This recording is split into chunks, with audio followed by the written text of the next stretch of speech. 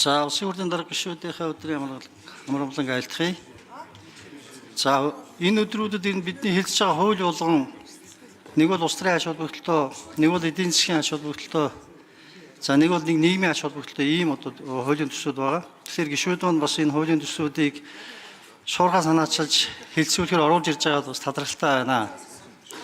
За бид гаднаас зээл авч тэр зээлийн үр ашигтай үр дүнтэй хэрэгжилж гэмээр одоо улсынхаа эдийн засгийг одоо өргөдөг цаашлаад нийгмийн томоохон асуудлуудыг шийдэх бас үндэс шинээр тавигддаг гэдгийг бүгд мэдж байгаа. Тэр битгий одоо бүс нутагтуу сүүлийн жилүүдэд тодорхой улсууд томоохон зээл авч стратегийн ач холбогдолтой төслүүд хэрэгжүүлж байгаа.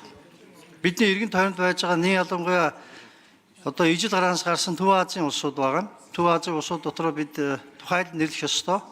Казахстан, Узбекистан, Кыргызстан, Тажикстан хэмжлэн. Тухайлбал Тажикстан бол томоохон усан цахилгаанаас байгуулах замаар дотоодынхоо эрчим хүчийг хангааж өгсөхгүй бүс нутагтаа бол эрчим хүч экспортлж байна. Эргээд энэ бол эдийн засгийн хувьд бол томоохон одоо өрнөлөө өгж байгаа учраас энэ зээлийг яаж ашигладгийг бол их онцгой харуулж байна гэж байна. 40 жил одоо дайны байдалтай байсан Афганистан гэж улс одоо сүүлийн 3 жил бидний муу хилээд байдаг нөгөө талибууд чинь талибанууд улс орноо удирдах байгаа мөн адил мега төсөл хэрэгжүүлэх томоохон зээл авах тэрийг үр ашигтай ажиллах чиглэлээр бол ажиллаж байна гэж байна.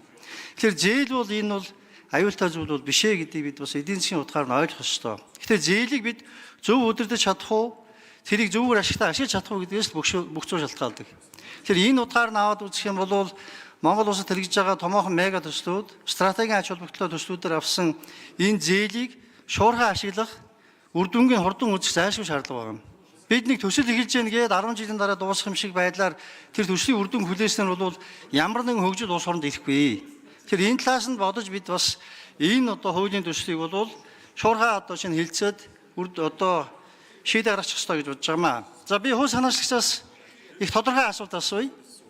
Энэ одоо хууль маань гадаадын зээлийн үр ашгийг нэмэгдүүлэх, хяналттай болгох, хариуцлагатай болгох энэ тогтолцоог сайжруулах чиглэлээр ямар ач холбогдлыг одоо авчирж байгаа юм бэ гэдгийг та бүхэн бас дэлгэрэнгүй яриад өгөөч. Баярлалаа.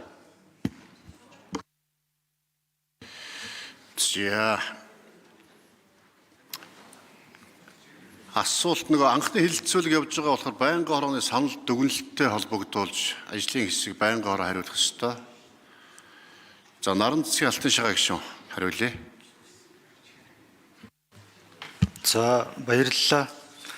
Энэ хууль маань бол одоо яг маш амжилттай. Уучлаарай би нэг танилцуулга хийгээд. Улсын их хурлын гишүүн Ундурмын урилгаар Сэлэнг аймгийн Сүхбаатар сумын Ахмадууд улсын их хурлын үйл ажиллагаа төрийн ордонтой танилцж байна. Та бүхэнд амьдралд нэрвүүлэх сайн сайхан бүхнийг хүсээрэй.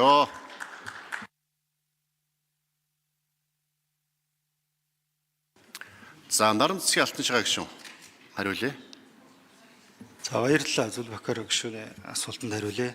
За Монгол улсын авсан зээлийн ашиглалтын хэмжээ хангалттай төвшөнд одоо батлагдахгүй байгаагаас шалтгаалж за эдгээр төслүүд маань одоо хэрэгжиж удаашрч ямар нэгэн бодлогын өөрчлөлт хийхгүй бол цаг хугацаа алдах 10-15 жилээр удаашрах, сунжрах ийм одоо нөхцөл байдал үүссэн байгаа. За энэ одоо удаагийн хуулиар бол стратегийн ач холбогдолтой нефт боловсруулах үйлдвэр, за цахилгаан станц, за Улаанбаатар хотын өмнө яг тулгамдаад байгаа гэр хорооллыг орон сууцжуулах, за агаар орчны өрс бохирлоос одоо салах, төгжрлийг бууруулахын ажлын хүрээнд хийгдэж байгаа сэлбэдэд төв бас орж ирсэн. Зарамсалтай ажлын хэсгээр бол одоо байнгын орон дээр санал гарсан байна. За энийг бас зарчмын зөрүүтэй санал хурааг тухайгаа гэж ойлгож байна. За энэ гурван төсөл явж одоо жишгээр цаг хугацаанд дуусаж өр өгөөжөө өгөх юм бол одоо бас энэ дараачийн төслүүдийн маань үе даалга нэгдүгээрт нэгдэн. За хоёрдугаарт энэ одоо Монгол улсын яг энэ дэлхийн одоо энэ хямралтай холбоотой дотооддоо өөрсдөө нефтээ одоо боловсруулах үйлдвэрээ бариад авах юм бол 50 хүртэлх хувиа дотооддоо асуудлаа шийдэх. За Эрдэнэ мөрөнгө усан цахилгаан станцаа бариад авах юм бол одоо баруун аймагуудыг өөрсдөө одоо дотоодын тогны хүсвэрээр хангах ийм одоо бүрэн боломж өрдөж байгаа маа. Тэгэхээр энэ төслүүд бол одоо цаг үе болсон энэ хүндрэлтэй үед бол одоо бошоохон батлагдаад энэ эргэлтэнд орхон зөвөө гэсэн үднээс энэ хуулийг санаачлал өргөн барьсан. За ажлын хэсгүүдээр бас олон саналууд гарч за зарим саналууд нь одоо бас хилцүүлгийн шатанд одоо бас зарчмын зөрүүтэй саналууд гарсан байна. За тэгээд энэ хуулийг манд бас дэмжиж байгаад одоо бас баярлалаа гүшүүнт. За Сархатын Зүлбахар гишүүн тодруулж асууя. За би тодруулахын явц саналаа хэлье. Сүүлийн 100 орчим жилийн дэлхийн одоо энэ дайм өргөлдөөний гол шалтгаан бол энэ эрчим хүчний төлөөх өрсөлдөөн байна. Эрчим хүчний хараат бус байдал, за бусдыг өөрийнхөө эрчим хүчээр одоо хараатай байлгасан ийм л өрсөлдөөн байгаа. Тэгэхээр Монгол улсын хувьд гадны зээлээр хэрэгжүүлж байгаа төслүүд маань яг одоо бидний эрчим хүчний стратеги, эрчим хүчний одоо хараат бус байдлыг хангаж чиглэсэн төслүүд байгаамаа. Тэгэхээр энийг бид одоо энэ хуулийг батлах замаар шуурхай төслүүдэд явуулах, эд эрчим хүчний хувьд айлуулах эрсдэл багтаа гаднаас хараат бус. Тэр нь эрчим хүч нь бол цахилгаан байна уу, нефт одоо шатах одоо материал байна уу хамаагүй энэ чиглэлээр төслүүдэд шуурхай дэмжиж явах хэрэгтэй байна гэдэг бол бид энэ улс үндэснээр ойлгох хэрэгтэй. Энийн төлөө бол бид бол хэрүүл тэмцэл эсвэл одоо маргаан хийж явах хэрэгс шаардлага байхгүй.